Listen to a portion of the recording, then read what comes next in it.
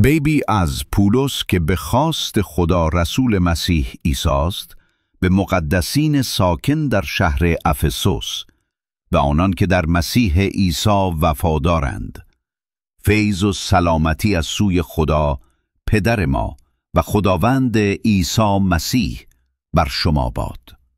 متبارک باد خدا و پدر خداوند ما عیسی مسیح که ما را در مسیح به هر برکت روحانی در جایهای آسمانی مبارک ساخته است، زیرا پیش از آفرینش جهان ما را در وی برگزید تا در حضورش مقدس و بی عیب باشیم و در محبت بنابر قصد نیکوی اراده خود ما را از پیش تعیین کرد تا به واسطه عیسی مسیح از مقام پسرخواندگی او برخوردار شویم، تا بدین وسیله فیض پرجلال او ستوده شود، فیضی که در آن محبوب برایگان به ما بخشیده شده است. در او ما به واسطه خون وی رهایی یافته ایم، که این همان آمرزش گناهان است که آن را به اندازه غنای فیض خود همراه با حکمت و فهم کامل به فراوانی به ما بخشیده است.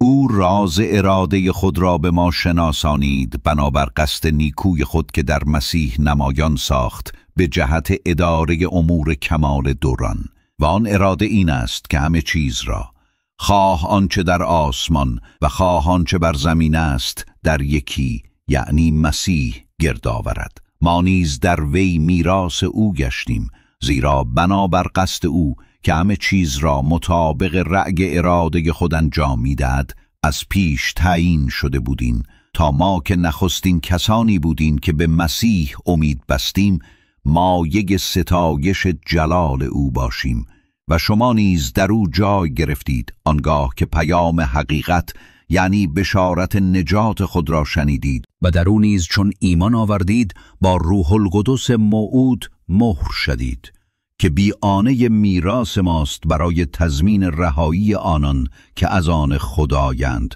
تا جلال او ستوده شود.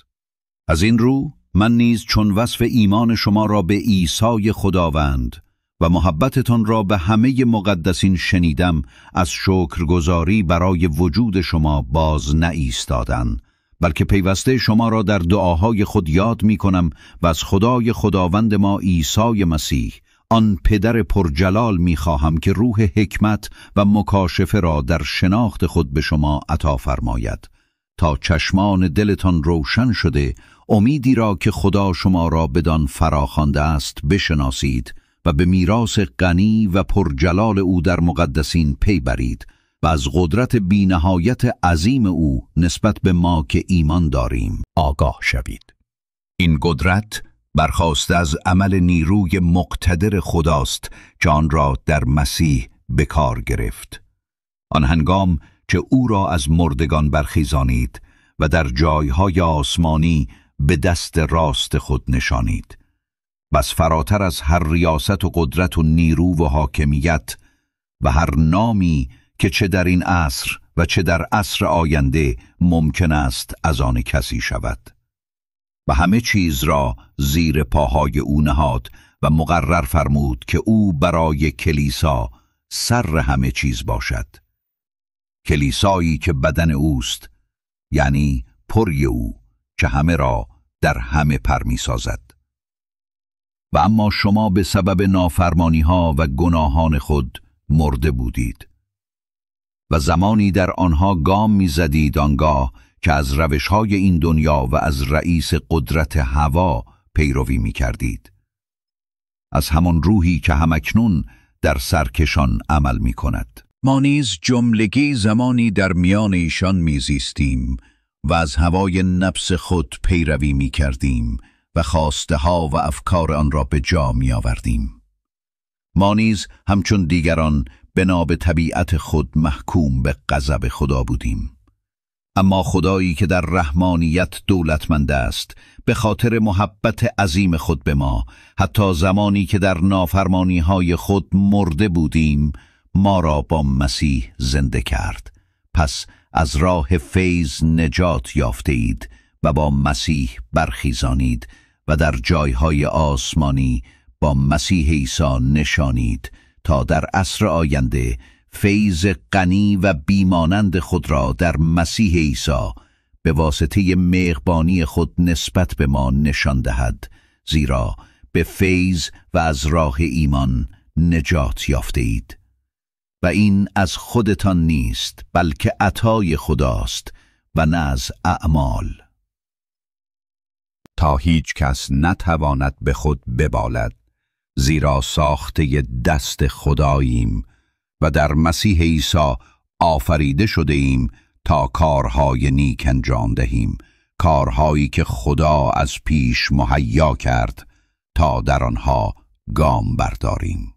پس شما که غیر یهود به دنیا آمده اید و آنان که خود را ختنه شده می‌خوانند شما را ختنه ناشده می‌نامند، در حالی که ختنه آنان عملی جسمانی است که به دست انسان انجام شده است. شما باید به یاد داشته باشید که زمانی از مسیح جدا، از تابعیت اسرائیل محروم و با عهدهای شامل وعده بیگانه بودید و بی امید و بی خدا در این جهان به سر می بردید. اما اکنون در مسیح عیسی شما که زمانی دور بودید به واسطه خون مسیح نزدیک آورده شده اید، زیرا او خود صلح و سلامت ماست که این دو گروه را یکی ساخته است.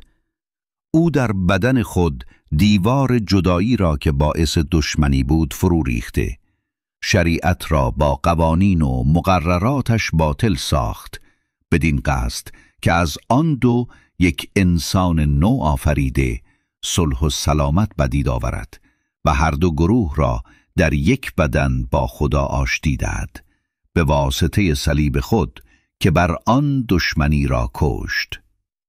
او آمد و بشارت صلح را به شما که دور بودید و به آنان که نزدیک بودند رسانید، زیرا به واسطه او هر دو توسط یک روح به حضور پدر دسترسی داریم. پس دیگر نه بیگانه و اجنبی بلکه هموطن، مقدسین و عضو خانواده خدایید و بر شالوده رسولان و انبیا بنا شده اید که عیسی مسیح خود سنگ اصلی آن بناست. در او تمامی این بنا به هم می پیوندد و به صورت معبدی مقدس در خداوند برپا می شود.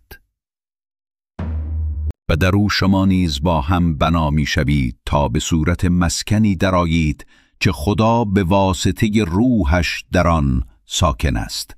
از این رو من پولس که به خاطر شما غیر یهودیان زندانی مسیح عیسی هستم و بیگمان شما درباره مباشرت فیض خدا که برای شما به من بخشیده شده است شنیده اید، مقصودم راضی است که از راه مکاشفه بر من معلوم گردید، چنان که تا به حال مختصری درباره آن به شما نوشتم و با خواندن آن می توانید به چگونگی درک من از راز مسیح پی ببرید، رازی که در نسل‌های گذشته بر آدمیان آشکار نشده بود، آنگونه که اکنون به واسطه روح بر رسولان مقدس او و بر انبیا آشکار شده است.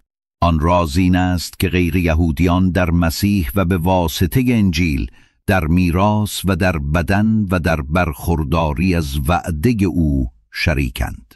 من به موهبت فیض خدا که از طریق عمل قدرت او به من عطا شده است خادم این انجیل شدم، هرچند از کمترین مقدسین هم کمترم. این فیض به من عطا شد که بشارت غنای بیقیاس مسیح را به غیر یهودیان برسانم و بر همگان طرح اجرای رازی را روشن سازم که طی اعصار گذشته نزد خدایی که همه چیز را آفرید پوشیده نگاه داشته شده بود. تا اکنون از طریق کلیسا حکمت گوناگون خدا بر ریاستها و قدرتهای جای آسمانی آشکار شود، مطابق با آن قصد ازلی خدا که بدان در خداوند ما مسیح عیسی جامه عمل پوشانید ما در او و به واسطه ایمان به او می توانیم آزادانه و با اطمینان به خدا نزدیک شویم. پس تمنا دارم به سبب رنج هایی که به خاطر شما بر خود هموار می کنم دل سرد نشوید، چرا که آنها مایه افتخار شماست. از این رو زانو می زنم در برابر آن پدر که هر خانواده‌ای در آسمان و بر زمین از او نام می گیرد و دعا می کنم که بر حسب غنای جلال خود به شما عطا فرماید که در انسان باطنی خیش به مدد روح او قوی و نیرومند شوید تا مسیح به واسطه ایمان در دلهای شما ساکن شود و در محبت ریشه دوانیده استوار گردید تا توان آن بیابید که با همه مقدسین به درازا و پهنا و ژرفا و بلندای محبت مسیح پی ببرید و آن محبت را که فراتر از معرفت بشری است بشناسید تا از همه کمالات خدا آکنده شوید. جلال باد بر او که می تواند به وسیله آن نیرو که در ما فعال است بی نهایت فزونتر از هر آنچه بخواهیم یا تصور کنیم عمل کند. بر او در کلیسا و در مسیح عیسی در تمامی نسلها تا ابد جلال باد. آمین. پس من که به خاطر خداوند در بندم از شما تمنا دارم به شایستگی دعوتی که از شما به عمل آمده است رفتار کنید، در کمال فروتنی و ملایمت و با بردباری و محبت یکدیگر را تحمل کنید. به سعی تمام بکوشید تا آن یگانگی را که از روح است به مدد رشد صلح حفظ کنید، زیرا یک بدن هست و یک روح، چنان که فراخوانده شده اید به یک امید دعوت خیش، یک خداوند، یک ایمان، یک تعمید و یک خدا و پدر همه که فوق همه، از طریق همه و در همه است. اما به هر یک از ما به فراخور اندازه بخشش مسیح فیض بخشیده شده است. از این رو میگوید هنگامی که به عرش بر این صعود کرد، اسیران را به اسیری برد و هدایا به مردم داد. عبارت صعود کرد حاکی از چیست جز آن که به جایهای پست‌تر زمینی نیز نزول کرد؟ او که نزول کرد همان است که از همه آسمانها بسی فراتر رفت تا همه چیز را پرسازد. و اوست که بخشید برخی را به عنوان رسول، برخی را به عنوان نبی، برخی را به عنوان مبشر و برخی را به عنوان شبان و معلم تا مقدسین را برای کار خدمت آماده سازند، برای بنای بدن مسیح، تا زمانی که همه به یگانگی ایمان و شناخت پسر خدا دست یابیم و بالغ شده به بلندای کامل قامت مسیح برسیم. آنگاه دیگر همچون کودکان نخواهیم بود تا در اثر امواج به هر سو پرتاب شویم و باد تعالیم گوناگون و مکر و حیله آدمیان در نقشه هایی که برای گمراهی میکشند کنا ما را به این سو و آن سو براند، بلکه با بیان محبت آمیز حقیقت از هر حیث تا به حد او که سر است، یعنی مسیح، رشد خواهیم کرد. او منشأ رشد تمامی بدن است، بدنی که به وسیله همه مفاصل نگاه دارنده خود به هم پیوند و اتصال می‌یابد و در اثر عمل متناسب هر عضو رشد می‌کند و خود را در محبت بنا می‌نماید. پس این را می‌گویم و در خداوند تأکید می‌کنم که رفتار شما دیگر نباید همانند اقوام دور از خدا باشد که در بطالت ذهن خود رفتار می کنند. عقل آنها تاریک شده است و به علت جهالتی که نتیجه سخت دلیشان است از حیات خدا به دور افتادند. آنان چون هر حساسیتی را از دست دادند، خیشتن را یک سر در هرزگی رها کردند، چندان که حریصانه دست به هر ناپاکی می آلایند. اما شما مسیح را بدین گونه نیاموختید، چه بیگمان درباره او شنیدید و مطابق آن حقیقت که در عیسی است تعلیم یافتید. شما آموختید که باید به لحاظ شیوه زندگی پیشین خود آن انسان قدیم را که تحت تأثیر امیال فریبنده دستخوش فساد بود از تن به در آورید. باید طرز فکر شما نو شود و انسان جدید را دربر کنید که آفریده شده است تا در پارسایی و قدوسیت حقیقی شبیه خدا باشد. پس از دروغ روی برتافته هر یک با همسایه خود سخن به راستی گویید، چرا که ما همه اعضای یکدیگریم. خشمگین باشید اما گناه مکنید. مگذارید روزتان در خشم به سر رسد و ابلیس را مجال ندهید. دزد دیگر دزدی نکند، بلکه به کار مشغول شود و با دستهای خود کاری سودمند انجام دهد تا بتواند نیازمندان را نیز چیزی دهد. دهانتان به هیچ سخن بد گشوده نشود، بلکه گفتارتان به تمامی برای بنای دیگران به کار آید و نیازی را برآورده شنوندگان را فیض رساند. روح قدوس خدا را که بدان برای روز رهایی مهر شده اید غمگین مسازید. هر گونه تلخی، خشم، عصبانیت، فریاد، ناسزاگویی و هر نوع بدخواهی را از خود دور کنید. با یکدیگر مهربان و دلسوز باشید و همان گونه که خدا شما را در مسیح بخشوده است شما نیز یکدیگر را ببخشایید. پس همچون فرزندانی عزیز از خدا سرمشق بگیرید و با محبت رفتار کنید، چنان که مسیح هم ما را محبت کرد و جان خود را در راه ما همچون قربانی و هدیه‌ای عطرآگین به خدا تقدیم نمود.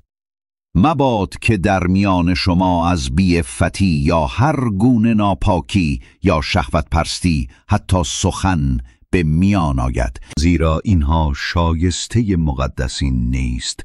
گفتار زشت و بیهودگویی و سخنان مبتذل نیز به هیچ روی زیبنده نیست.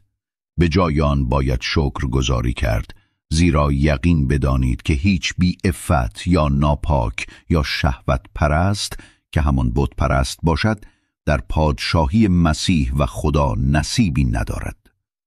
مگذارید کسی شما را با سخنان پوچ بفریبد، زیرا به خاطر همین چیز هاست که غضب خدا بر سر کشان نازل می شود. پس با آنها شریک مشوید. شما زمانی تاریکی بودید اما اکنون در خداوند نور هستید، پس همچون فرزندان نور رفتار کنید. زیرا ثمره نور در هر گونه نیکویی، پارسایی و راستی است. بسنجید که مایه خوشنودی خداوند چیست. در کارهای بی ثمر تاریکی سعیم نشوید، بلکه آنها را افشا کنید. زیرا حتی بر زبان آوردن آنچه چنین کسان در خفا می کنند شرم‌آور است. اما هر آنچه به وسیله نور افشا گردد آشکارا دیده می شود، زیرا هر آنچه آشکار می شود نور است. از این جهت گفته شده است: ای که در خوابی بیدار شو، از مردگان برخیز که مسیح بر تو خواهد درخشید.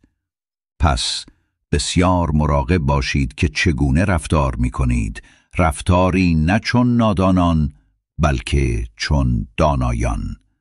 فرصتها را غنیمت شمارید، زیرا روزهای بدی است. پس نادان نباشید، بلکه دریابید که اراده خداوند چیست. مست شراب مشوید که شما را به هرزگی می کشاند، بلکه از روح پر شوید. با مزامیر، سرودها و نغمه هایی که از روح است با یکدیگر گفتگو کنید و از صمیم دل برای خداوند بسرایید و ترنم نمایید. همواره خدای پدر را به نام خداوند ما عیسی مسیح برای همه چیز شکر گویید. به حرمت مسیح تسلیم یکدیگر باشید. ای زنان، تسلیم شوهران خود باشید، همان گونه که تسلیم خداوند هستید، زیرا شوهر سر زن است، چنان که مسیح نیز سر کلیسا، بدن خیش و نجات دهندگان است. پس همان گونه که کلیسا تسلیم مسیح است، زنان نیز باید در هر امری تسلیم شوهران خود باشند.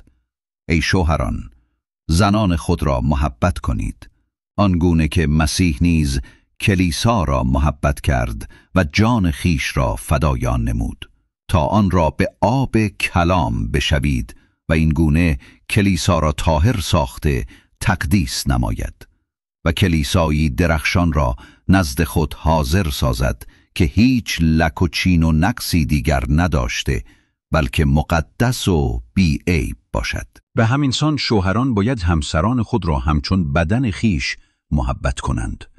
آن که زن خود را محبت می کند، خیشتن را محبت می نماید. زیرا هرگز کسی از بدن خود نفرت ندارد، بلکه به آن خوراک می دهد و از آن نگاهداری می کند.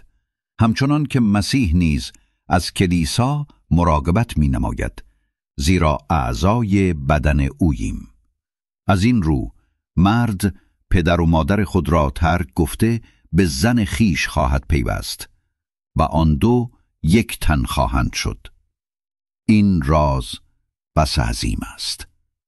اما من درباره مسیح و کلیسا سخن میگویم. باری هر یک از شما نیز باید زن خود را همچون خیشتن محبت کند و زن باید شوهر خیش را حرمت نهد. ای فرزندان، از والدین خود در خداوند اطاعت کنید، زیرا کار درست این است: پدر و مادر خود را گرامی دار، تنبند، که این نخستین حکم با وعده است تا سعادتمند باشی و بر زمین عمر طولانی کنی. ای پدران، فرزندان خود را خشمگین مسازید، بلکه آنها را با تعلیم و تربیت خداوند بزرگ کنید.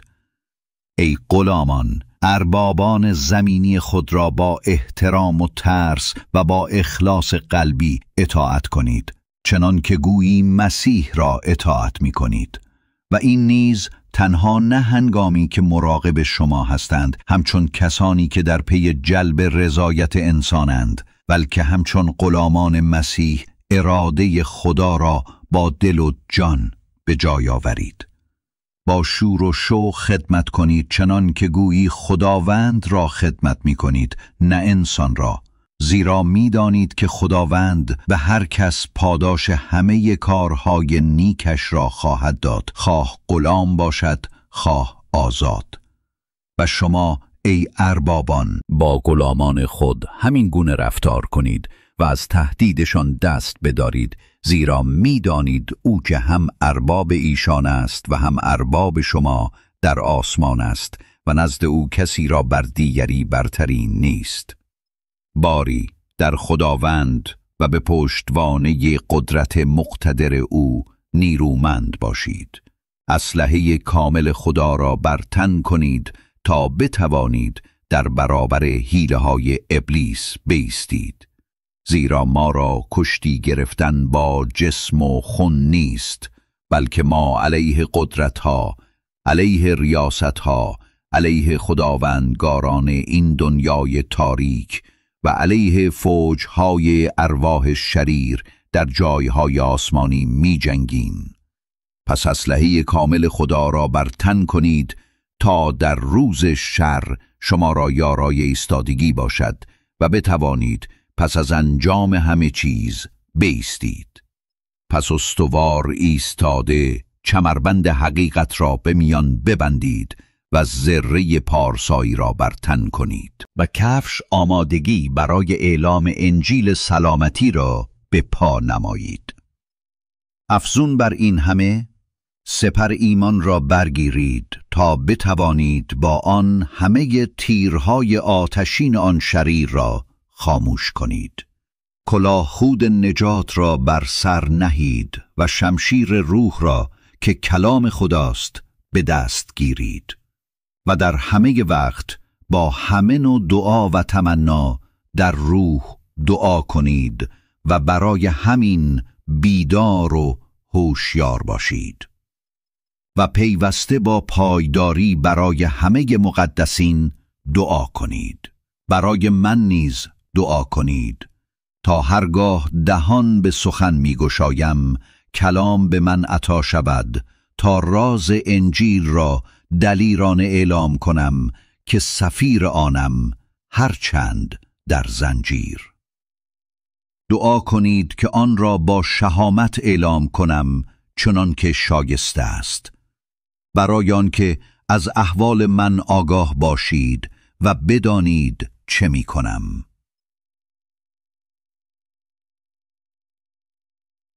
تیخیکوس برادر عزیز و خادم وفادار در خداوند همه چیز را به شما خواهد گفت. من او را به همین منظور نزدتان میفرستم تا از احوال ما آگاه شوید و تا او تشویقتان کند. برادران را از جانب خدای پدر و عیسی مسیح خداوند سلامتی و محبت با ایمان باد. فیض و نامیرایی بر همه کسانی که خداوند ما عیسی مسیح را دوست می‌دارند.